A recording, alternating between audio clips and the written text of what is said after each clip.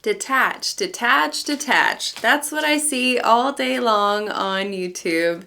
Now, it's out there and it's really popular, this idea of detaching. But I feel like a lot of it is quite performative. And if you're performing detachment, you're going to get caught out. You're going to trip up.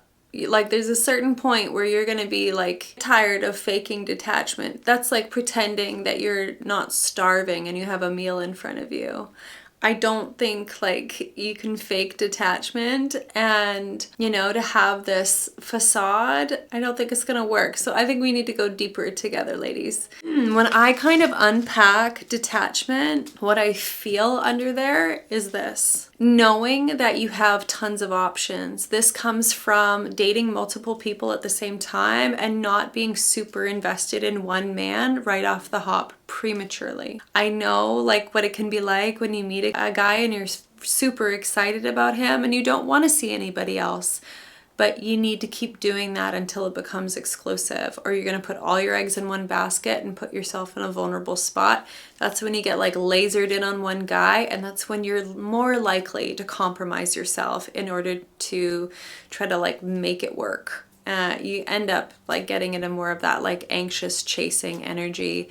Oof, it's just gonna like go downhill from there. It's much better to have a lot of other people kind of, in your dating app that you're chatting with, so that it's just like gives you the understanding and the perception that you have lots of options and that you're not tied down before you're actually tied down.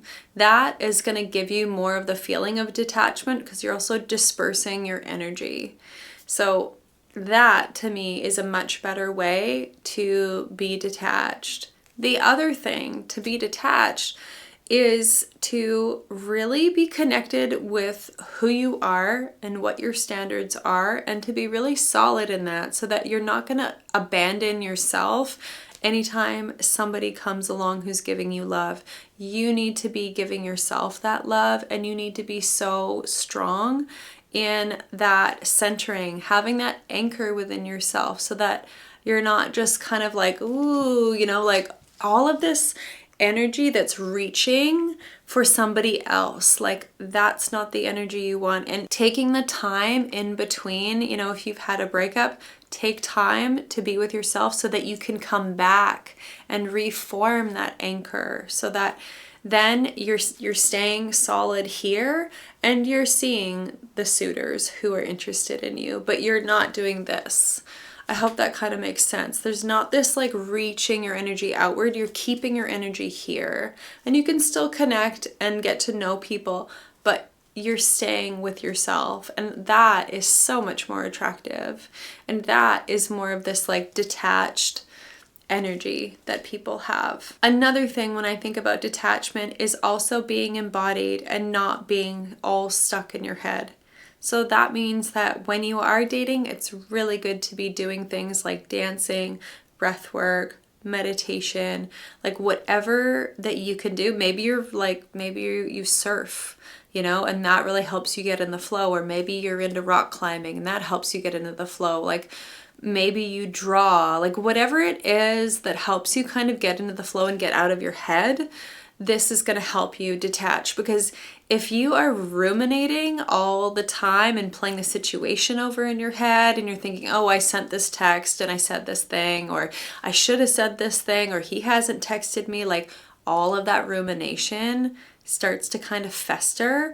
And then after a while, you're not even being yourself anymore, because you get all wrapped up and it gets all distorted. Like just skip all that. I think some of these steps can be really helpful, like dating multiple people so you're not laser focused, doing embodiment practices and things like that, and being with yourself. Like you've got to really stay connected to yourself and connected to your body when you're dating. That's also going to give you so much more information. I have another video about like the 3 things that you should do if you're going to keep dating. So I suggest you check that out.